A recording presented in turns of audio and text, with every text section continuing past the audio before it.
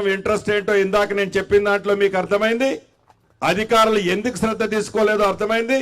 మా కోమటిరెడ్డి గారు ప్రశ్నించినట్లు అధికారుల్ని ప్రభుత్వంలో ఉన్న మేము ప్రశ్నిస్తుంటాం, ఇలా చేయమంటాం. మేము చేయమని అన్నప్పుడు టెక్నికల్ ఫీజిబిలిటీస్ మీరు ఎందుకు ఆనాడు ఎక్స్ప్లెయిన్ చేయలేదు? నిజంగా మేము ప్రెజర్ పెట్టి ఉంటే మీరు ఆనాడే ఇందాక మా కోమటిరెడ్డి గారు అన్నట్లు మేము చేయలేం సార్ అని మీరు ఎందుకు డ్రాప్ అవ్వలేదు అన్నది కూడా నా ప్రశ్న. ఇది ఒక్క డ్యామే కాదు, పైనున్న అన్ని డ్యాములకు కూడా వర్తించుద్ది. రెండవది, ఈ పంపులు ఏదైతే పంపులు మునిగాయి, పంపులు మునగటానికి కారణం నిన్ననో మొన్ననో చూశాను ఆ పెంటారెడ్డి గారి స్టేట్మెంట్ కూడా. నేను ఆ రోజే చెప్పాను 152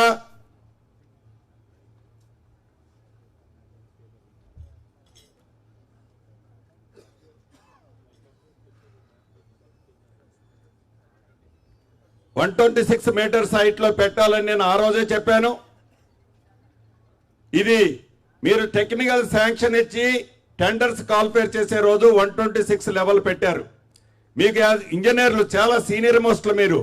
ఇది 28 లక్షల క్యూసెక్లు డిశ్చార్జ్ వస్తుందా, 30 లక్షల క్యూసెక్లు డిశ్చార్జ్ వస్తుందా, వచ్చినప్పుడు లెవెల్ ఎంత వస్తుందో మీకు తెలియంది కాదు. మీరు ఆ 126 లెవెలే కట్టి ఉంటే ఆనాడు అన్ని పంపులు మునిగాయా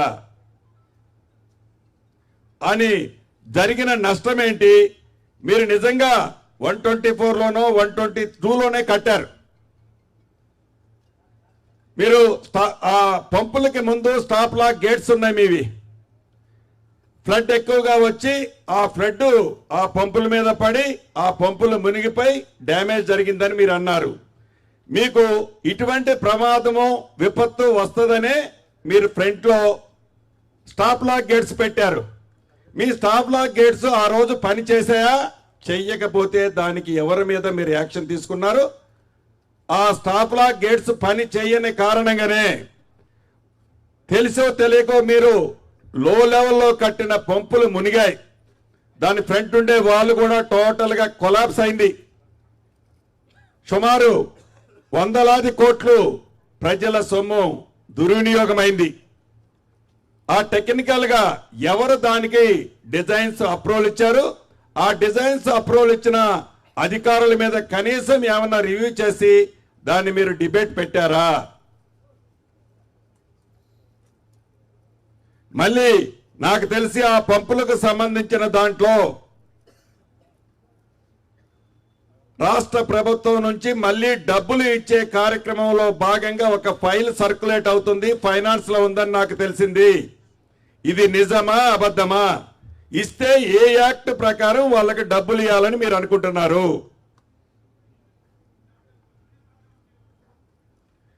నెక్స్ట్ పాయింట్, ఏదైతే మీరు ఈ డ్యాము కానీ డ్యాము విషయానికి వస్తే మీరు ఫైనల్ బిల్లు డ్యాముకి ఇచ్చారా?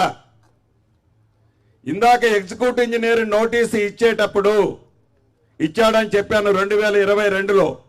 ఎగ్జిక్యూటివ్ ఇంజనీర్ నోటీసు ఇచ్చేటప్పటికి వాళ్ళ లయబిలిటీ పీరియడ్, ఆ డ్యాము కట్టిన వాళ్ళ లయబిలిటీ పీరియడ్ 2 ఇయర్సా 3 ఇయర్సా మీరు మెన్షన్ చేశారు. అది విత్ ఇన్ ది పీరియడ్ లో ఉందా లేదా?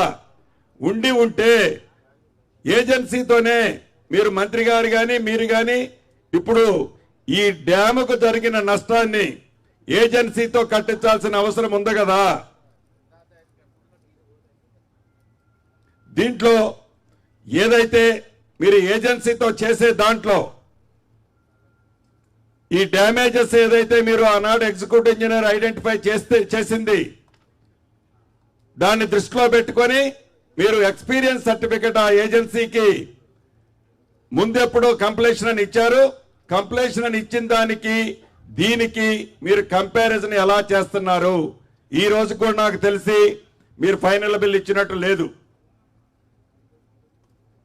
మీ మెజర్మెంట్స్ కంప్లీట్, మీ ఎంబుక్ మెజర్మెంట్స్ కంప్లీట్ అవ్వలేదు.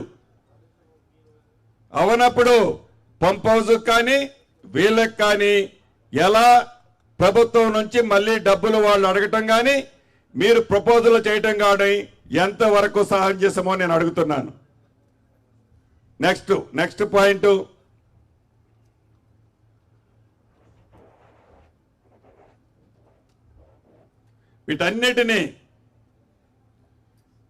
వీటన్నిటినీ దృష్టిలో పెట్టుకొని ప్రజల సొమ్ముని గత ప్రభుత్వం ఏదైతే ఖర్చు పెట్టిందో అది కూడా అప్పు తెచ్చి ఖర్చు పెట్టిందో, ఈ అప్పు తెచ్చి ఖర్చు పెట్టిన డబ్బు ప్రతి రూపాయి ఇది ప్రజల సొమ్ము, ఇది ప్రతి నెల వడ్డీతో సహా రాష్ట్ర ప్రభుత్వం రేపు కట్టాల్సింది.